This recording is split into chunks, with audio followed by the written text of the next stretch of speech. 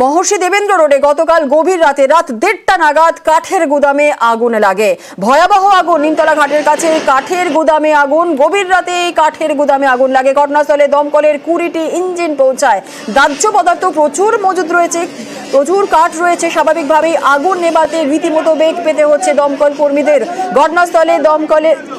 ঘটনাস্থলে পৌঁছান গতকাল রাতেই পৌঁছান দমকল মন্ত্রী সুজিত বসু।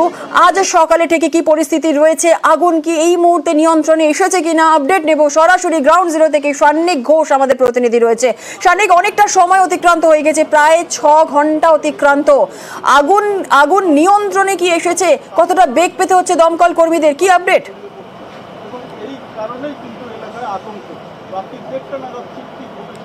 দেখো, এখনো পর্যন্ত আগুন নিয়ন্ত্রণে এসেছে তা বলা সম্ভব নয়, কিন্তু যে ফায়ার অ্যারেস্টের যে প্রাথমিক প্রক্রিয়া তা যে ঠিকঠাকভাবে হয়েছে তা বুঝতে পারবে তুমি।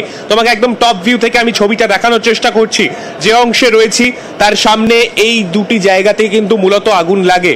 যে অংশে এখনো ভেতরে দেখতে পাচ্ছ জায়গা পুরোপুরিভাবে ভস্মীভূত হয়ে গেলে, কাঠের গুদাম দুটি পাশাপাশি পুরোপুরি ভস্মীভূত হয়ে গেলেও এখনো পর্যন্ত যে ছবি আমরা দেখতে পাচ্ছি এখানে, যে এই অঞ্চলে কিন্তু দমকল কর্মীরা চেষ্টা চালাচ্ছেন যত দ্রুত সম্ভব ভেতরের আগুনকে নিয়ন্ত্রণে আনার পরে এই অংশটা, গোটা অংশটা যেটা দেখতে পাচ্ছ সেই অংশের ভেতরে প্রবেশ করার এবং ভেতরে প্রবেশ করে তারপর যেই কাঠের মধ্যে যে পকেট ফায়ার থাকে সেই পকেট ফায়ারগুলিকে নিয়ন্ত্রণে করার। কিন্তু এই মুহূর্তে তাদের কাছে কিন্তু সব থেকে বড় চ্যালেঞ্জ এই ভেতরটা প্রবেশ করা। তার কারণ হচ্ছে যেভাবে সাদা ধোঁয়া তুমি দেখতে পাচ্ছ, সেই সাদা ধোঁয়ার প্রকোপ কিন্তু প্রচন্ড বেশি এবং তার থেকেও বড় কথা আগুন এখনো পর্যন্ত নিয়ন্ত্রণে আসেনি।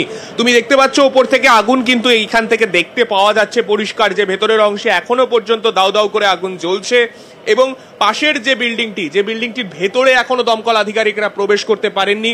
187 মহর্ষি দেবেন্দ্র রোড, সেখানে কিন্তু এই মুহূর্তে দমকল কর্মীরা চেষ্টা চালাচ্ছেন বাড়ির ভেতরের অংশে জল দিয়ে যত তাড়াতাড়ি সম্ভব বাড়ির ভেতরের অংশে আগুনটাকে নিয়ন্ত্রণে আনার। তবে এই মুহূর্তে তাদের কাছে সব থেকে বড় চ্যালেঞ্জ যাতে এই আগুন আবার নতুন করে কোথাও না ছড়িয়ে পড়ে, কেননা ইতিমধ্যেই উত্তরে হাওয়া দিতে শুরু করেছে। আবহাওয়ায় কিন্তু বেশ ঠান্ডা ঠান্ডা ভাব রয়েছে এবং পাশেই গঙ্গা হাওয়ায় এই হাওয়ার দাপট যেহেতু রয়েছে সেই কারণে এই জায়গাতে কিন্তু আগুন ছড়িয়ে পড়ার একটা রিস্ক থেকেই যায়। কালকে রাত্রি 1:30টার পর যখন আগুন লাগে সেখানে দমকল কর্মীদের কাছে প্রাথমিকভাবে এটাই সব থেকে বড় চ্যালেঞ্জ ছিল, যত দ্রুত সম্ভব এই আগুনকে ছড়াতে দেয়া যাবে না, অন্তত অ্যারেস্টের প্রক্রিয়াটা করতে হবে এবং সেইটা করার পরেই এখন কিন্তু আগুন নিয়ন্ত্রণে আনার চেষ্টা চালিয়ে যাচ্ছেন দমকল আধিকারিকরা। জুনেলা, একেবারে সানিক যে ছবি আমরা দেখছি এবং যেমনটা তুমি বলছিলে, আচ্ছা একটা বিষয় একটু জানতে চাইবো।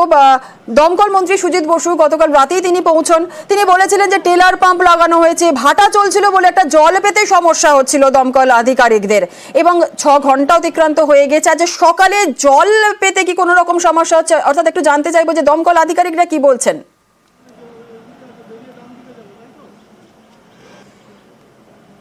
দেখো, প্রাথমিকভাবে সেই রকম কোনো সমস্যার কথা আজকে সকাল থেকে কিন্তু দমকল আধিকারিকরা বলেননি। শুধুমাত্র একদম যেখানে আগুন লেগেছে সেখান থেকে প্রায় 60-70 মিটার দূরেই হচ্ছে নিমতলা ফায়ার স্টেশন। তাই নিমতলা ফায়ার স্টেশন থেকে যেমন ফায়ার টেন্ডার এসেছে এখানে, ঠিক তার পাশাপাশি এমজি রোডের যে ফায়ার স্টেশন রয়েছে সেখান থেকেও কিন্তু প্রচুর ইঞ্জিন এখানে এসেছে।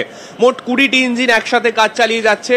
সকাল থেকে তারা চেষ্টা চালাচ্ছেন একের পর এক ইঞ্জিন এখানে দাঁড় করিয়ে তারা আগুনকে নিয়ন্ত্রণে আনার চেষ্টা চালিয়ে যাচ্ছেন। তবে যে ভাবে আগুন লেগেছে, যেরকম দাহ্য পদার্থ, কাঠের পুরো এরকম গুদাম এগুলো, সেই কারণেই কিন্তু আগুন যতই তাদের জল তারা যতটাই দিন সেক্ষেত্রেও কিন্তু কিছুটা সময় সাপেক্ষ ব্যাপার, সেইটা কিন্তু তারা স্বীকার করেই নিচ্ছেন।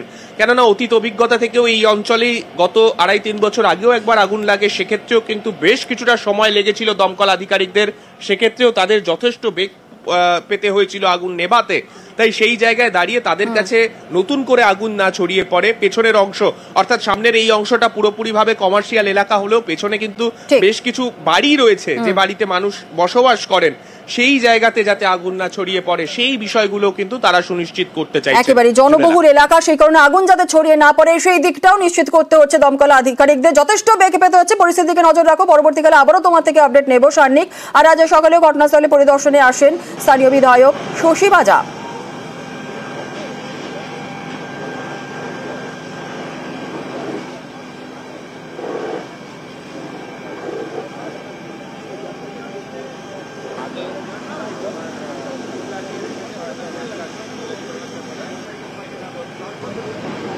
লেগেছে আগুন, কোন কারণ সেগুলো তো পরে দেখা হবে। প্রথমে তো প্রত্যেকেই যারা আশেপাশে থাকেন নিরাপদ রয়েছেন, কোনো প্রাণের ক্ষয়ক্ষতি হয়নি।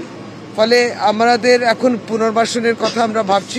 বাকি যাদের ক্ষয় হয়েছে, ক্ষতি হয়েছে, আমরা সমস্তটা দেখছি। রাজ্য সরকার নিশ্চয়ই আমরা সবাই দেখব কেন হয়েছে এই জায়গাটা, এবং আগামী দিনে যাতে না হয় এটাই আমাদের চিন্তা। আমরা এটা নিয়ে অনেকবারই অ্যাসোসিয়েশন এবং বিভিন্ন তাদের সঙ্গে বসে বলিও যাতে ফায়ার ফাইটিং মেজার্সটা কি আছে, আবারও আমরা ওইটা পুনরায় তাদের সঙ্গে বসে আলোচনা করব।